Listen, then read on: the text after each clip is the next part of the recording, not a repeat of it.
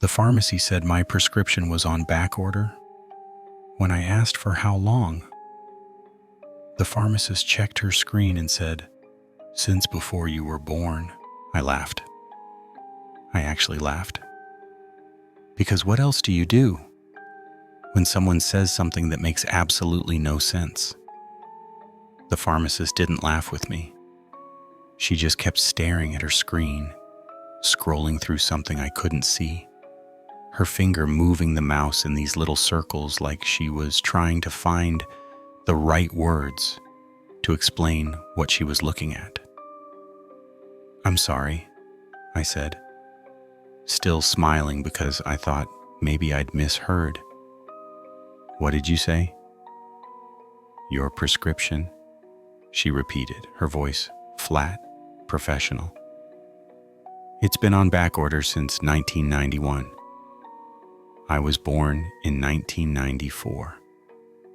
The smile fell off my face. I stood there at the counter of the Walgreens on Fletcher Avenue, the one I'd been coming to for 3 years, and I tried to process what she'd just told me.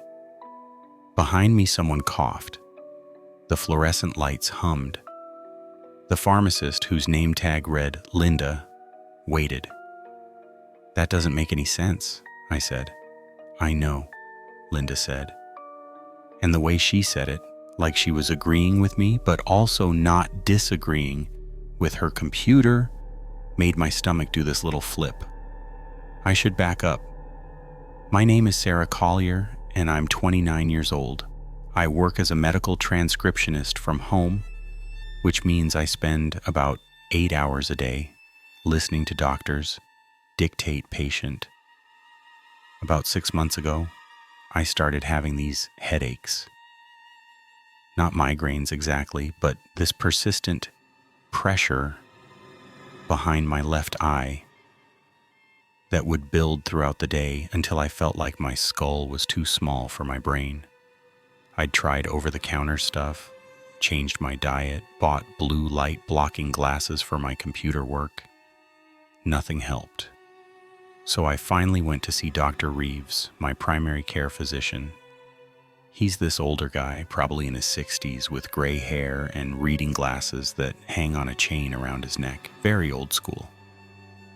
He did the usual exam, asked me to track my symptoms for a week, and when I came back, he wrote me a prescription for something called Temporazine. "It's for cluster headaches," he explained, scribbling on his pad. "You'll take 1 tablet twice daily. Should help with the pressure you're experiencing."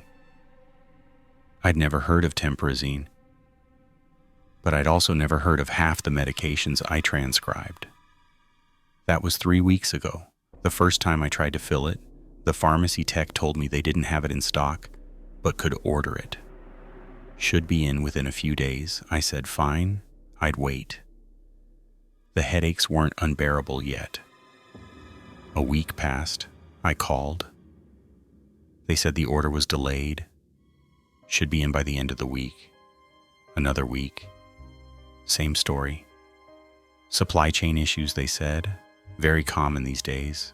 I wasn't worried. Annoyed, sure, but not worried. I'd been following the news. I knew about supply chain problems, shipping delays, manufacturing issues. It was just bad timing. But then today happened. Today I decided to go in person instead of calling. I wanted to talk to an actual pharmacist, not just the tech at the counter. I wanted to know if there was an alternative medication I could try, or if Dr. Reeves could prescribe something else. The headaches were getting worse. Yesterday, I'd had to stop working at 2 in the afternoon because the pressure got so bad I couldn't focus on the words I was typing.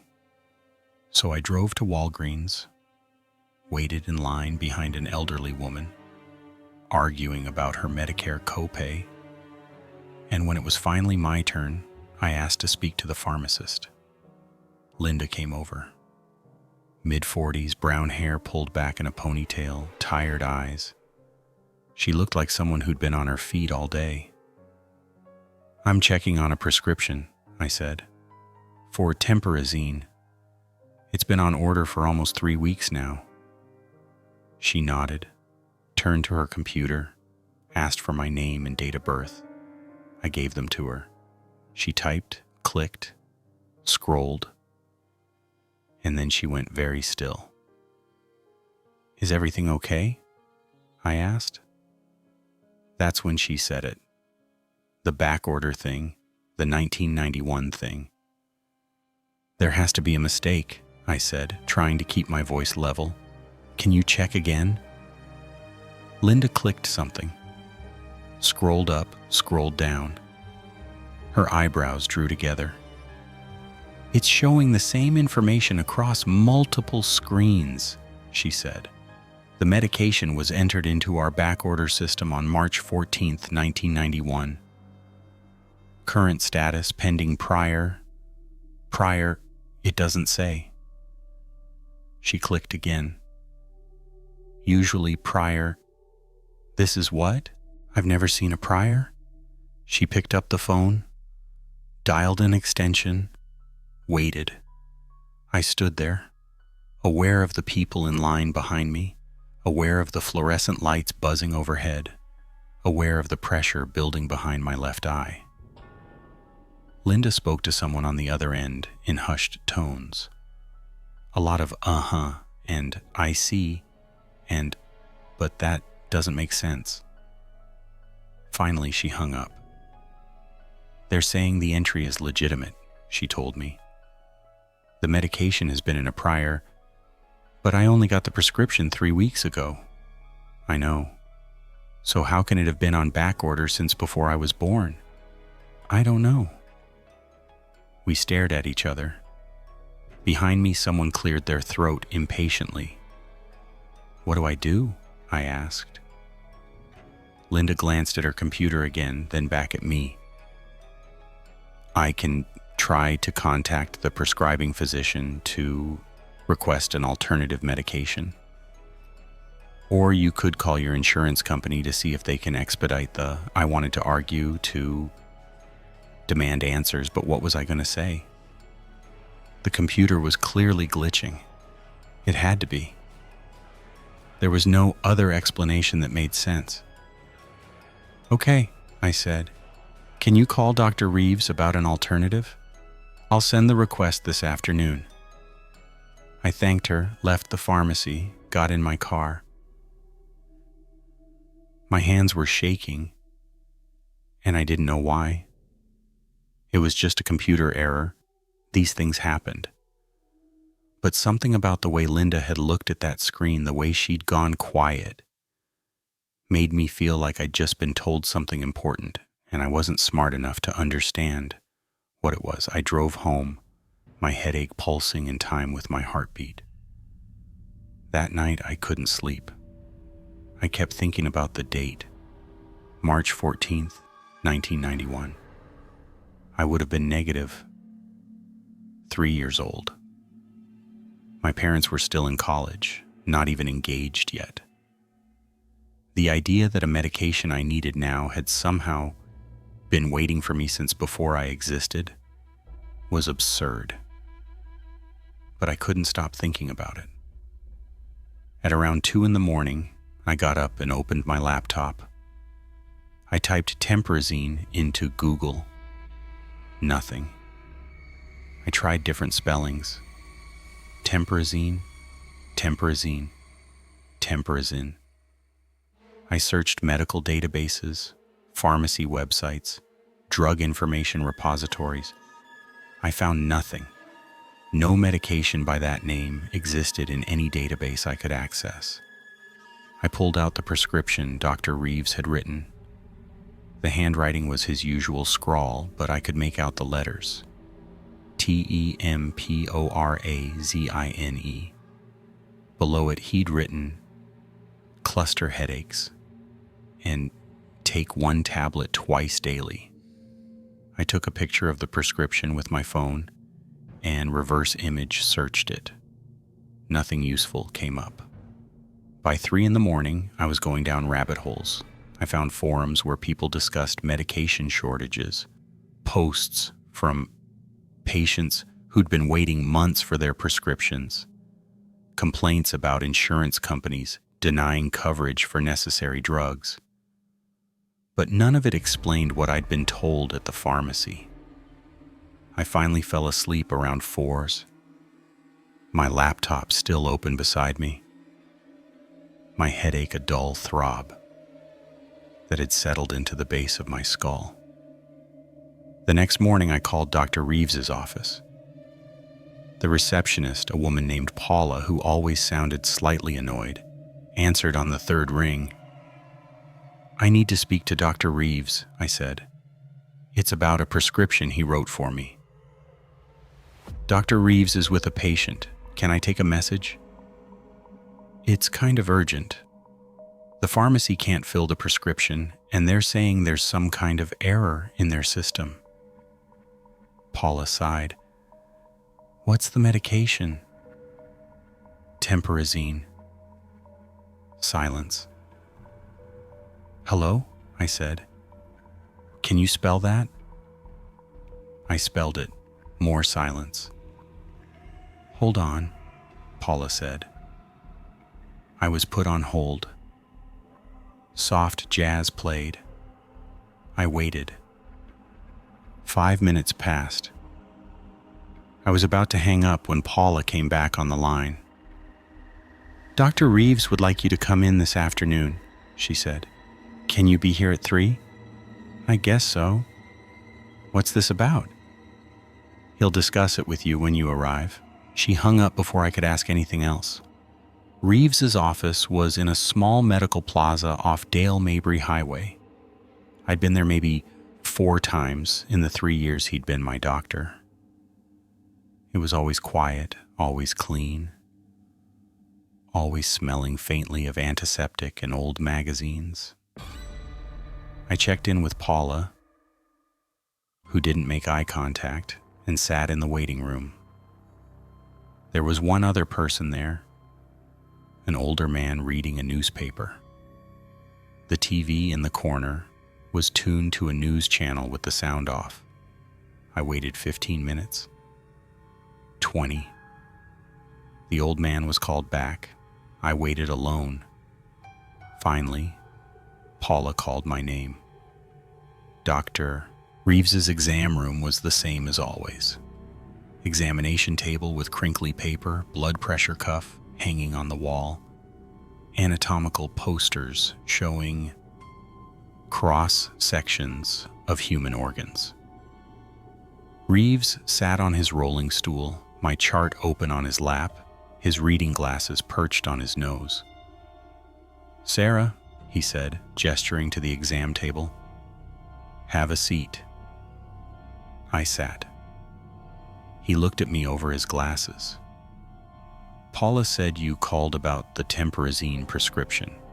"Yeah, the pharmacy says it's been on backorder since 1991, which obviously doesn't make sense. I was hoping you could prescribe something else for my headaches." Dr. Reeves didn't respond immediately. He looked down at my chart, flipped a page, looked back up at me. "How long have you been experiencing the headaches?" he asked. "About 6 months. I told you this when I came in." "Right. And you said they're worse when?" "Throughout the day, they build. By evening, it's pretty bad." He nodded slowly. "And you work from home, correct? Medical transcription?" "Yes." "Do you remember when you started that job?" I frowned. "About 3 years ago. Why?" "Just trying to establish a timeline." He made My stomach tightened. "Okay. Do you remember the first time you experienced one of these headaches?" "The very first time?" I started to answer, then stopped. I tried to think back. 6 months ago, I'd noticed the headaches were persistent enough to bother me. But when had they actually started? I couldn't remember a specific moment. It was like they'd always been there. Just background noise until they got loud enough to matter. "I'm not sure," I admitted. Reeves wrote something else. "And your family history? Any history of neurological conditions?" Migraines, seizures, anything like that? No, I mean my mom gets migraines sometimes, but nothing serious. Your mother, he said. What's her name? Linda Collier. Well, Linda Patterson now. She remarried. He wrote that down too. The way he was writing, carefully, deliberately, made me nervous. Dr. Reeves, what's going on? Why can't you just prescribe a different medication? He set the chart aside and looked at me directly. Sarah, I need to be honest with you. I don't have a record of writing you a prescription for Temporazine. I stared at him. What? I've gone through your file. The last prescription I wrote for you was for your birth control 6 months ago. There's no record of a prescription for Temporazine. I pulled the prescription out of my purse and held it up. This is your handwriting, your signature, your DEA number. He took it from me, examined it, and his expression didn't change. This does appear to be my prescription pad, and that does look like my signature. But I don't remember writing this. How can you not remember? It was 3 weeks ago. I see a lot of patients, Sarah. But something like this, a medication I've never heard of, I would remember prescribing. He handed the prescription back to me. I've been practicing medicine for 34 years. I've never heard of Temporazine. And when I tried to look it up this morning after Paula told me about your call, I couldn't find any information on it. The pressure behind my eye intensified. So, what are you saying? I'm saying I think we should run some tests. I'd like to refer you to a neurologist. You think something's wrong with my brain. I think we should rule out any underlying conditions that might be causing your symptoms. I felt something cold settle in my chest. You think I'm making this up? The headaches, the prescription, all of it. I think there's something happening that we don't understand yet, Dr. Reeves said carefully, and I think we need to figure out what that is. I left his office in a daze. The prescription was still in my purse. I could feel it there, a physical thing, real and tangible. I hadn't imagined it. Reeves had written it. I'd watched him write it 3 weeks ago, had watched him tear it off the pad and hand it to me. Hadn't I? I sat in my car in the parking lot and tried to remember that appointment. I could picture Dr. Reeves's office, could remember sitting on the exam table, could remember him asking about my headaches. But when I tried to picture him actually writing the prescription, the memory got fuzzy, like trying to remember a dream. My phone rang. Unknown number. I almost didn't answer, but something made me pick up. Hello? Miss Collier?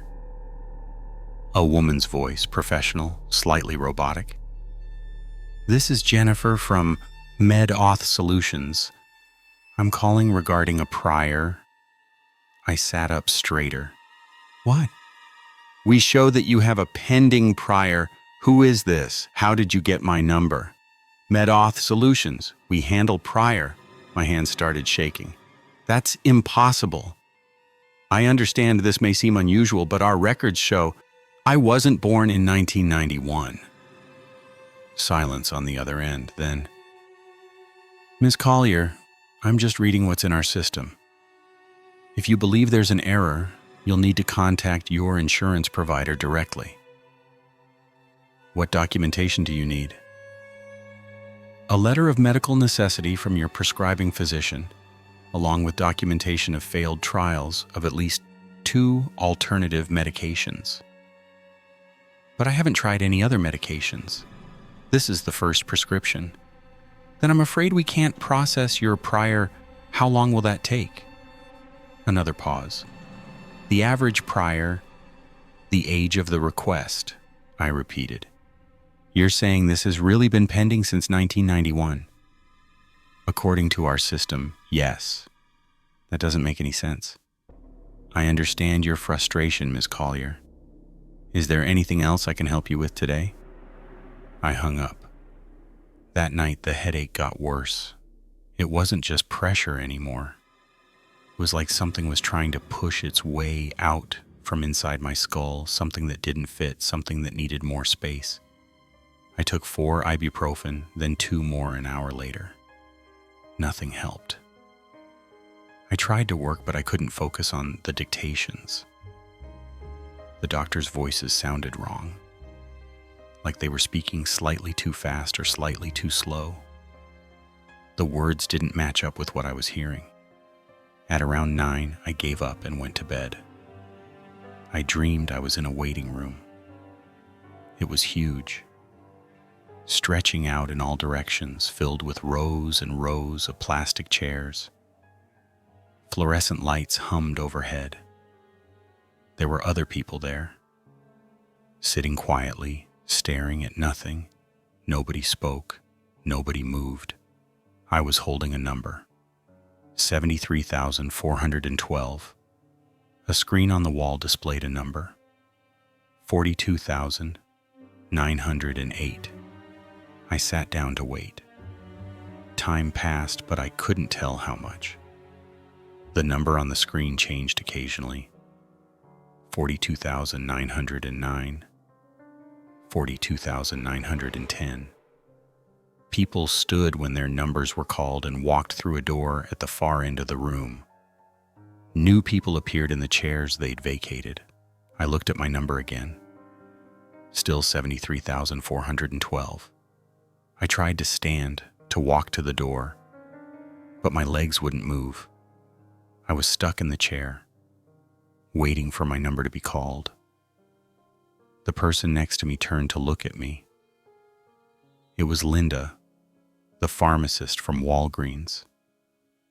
Some prescriptions wait so long they forget what they were meant to cure, she said. I woke up gasping, my sheets soaked with sweat. The headache was worse than ever. It felt like my skull was cracking open. I stumbled to the bathroom, turned on the light, looked at myself in the mirror. My left eye was bloodshot. There was a red line running from my pupil to the corner of my eye, like a crack in glass. I blinked. The line was still there. I touched my face. My skin felt wrong, like it wasn't quite attached to what was underneath. My phone buzzed in the bedroom.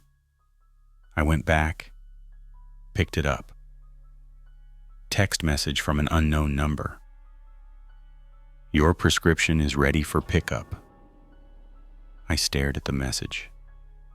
It was 3 a.m. Another buzz. Another message from the same number. Please arrive at your designated pickup location by 3:14 a.m. Failure to arrive on time will result in your prescription being returned to backorder status. My hands were shaking so badly, I almost dropped the phone. A third message. Your designated pickup location is 4782 Memorial Highway, room 312. I knew that address. It was an old medical building that had been abandoned for years. I drove past it sometimes on my way to the grocery store. I should have ignored the messages. I should have called the police or Dr. Reeves or anyone. But the headache was so bad now that I couldn't think straight.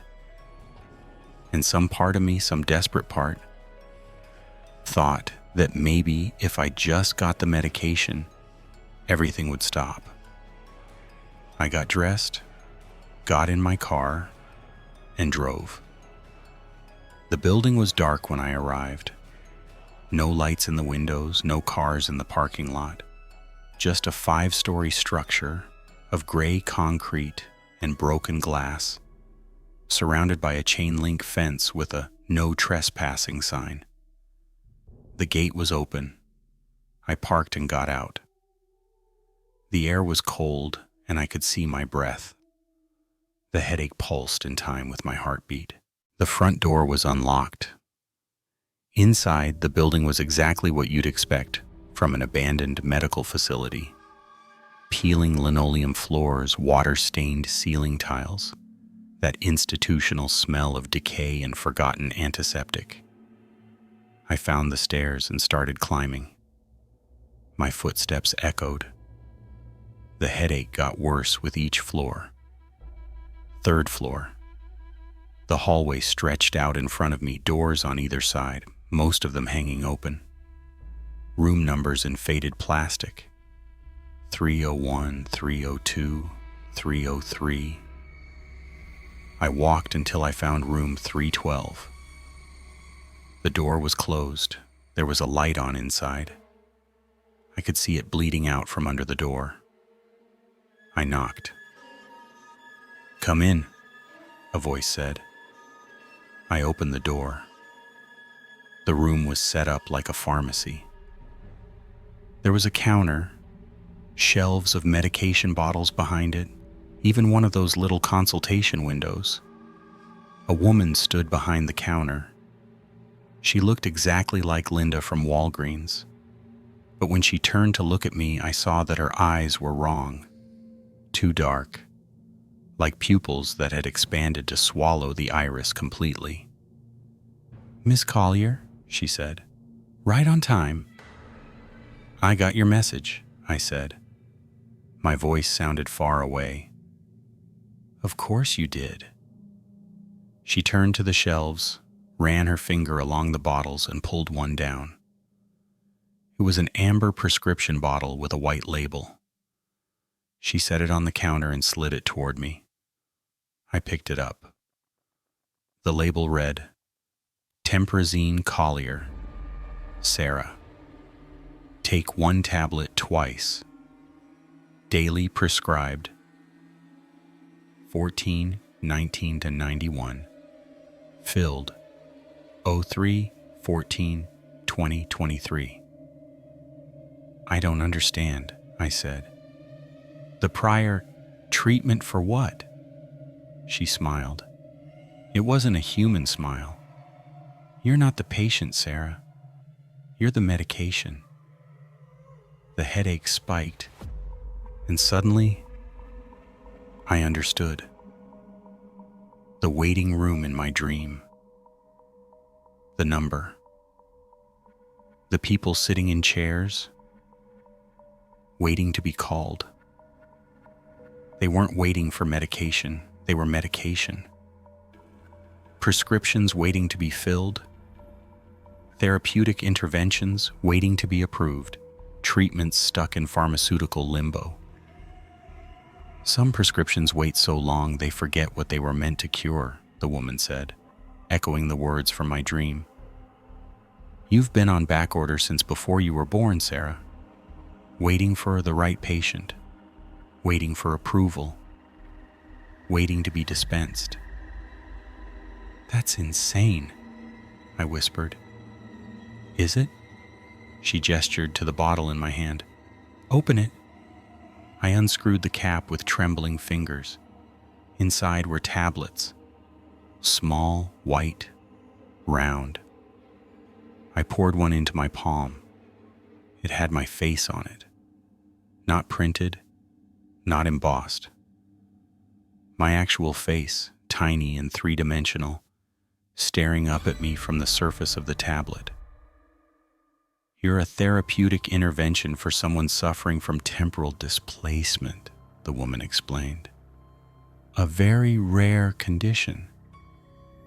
The patient has been experiencing their life out of sequence, and they need you to help synchronize their timeline. You're the medication that will cure them." "Who?" I asked. "Who's the patient?" The woman pointed behind me. I turned.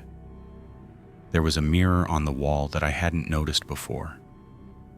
In the reflection, I saw myself standing in the pharmacy. But the reflection was wrong. The Sarah in the mirror was older, maybe 50, with gray hair and lines around her eyes. She was wearing a hospital gown, and she was looking at me with an expression of desperate hope. "You've been experiencing headaches," the woman said, Because you're becoming aware of the temporal loop. You're starting to remember the prescription Dr. Reeves wrote wasn't for you to take, it was you. You're the prescription. And you've been waiting in backorder status since 1991 because that's when the patient first started experiencing symptoms. I looked back at the bottle, at the tiny faces on the tablets. What happens if I don't take it? I asked. The medication? What happens if I refuse? You go back on backorder, you wait. You keep experiencing the headaches, the temporal pressure, until you're finally approved and dispensed. It could be another 30 years. It could be forever. And if I take it, you fulfill your purpose, you become the cure, the patient's timeline synchronizes, and she paused. You cease to be Sarah Collier. You become part of their treatment, part of their history, a therapeutic intervention that was always meant to happen. The headache was unbearable now. I could feel myself splitting, fragmenting, becoming something other than what I'd been. The older Sarah in the mirror was crying. I looked at the tablet in my hand. My own tiny face looked back at me, waiting. I don't want this, I said. No one does, the woman replied.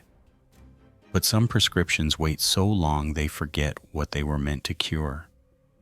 And some patients wait so long they forget who they were before they needed the cure. I thought about Dr. Reeves, who couldn't remember writing the prescription.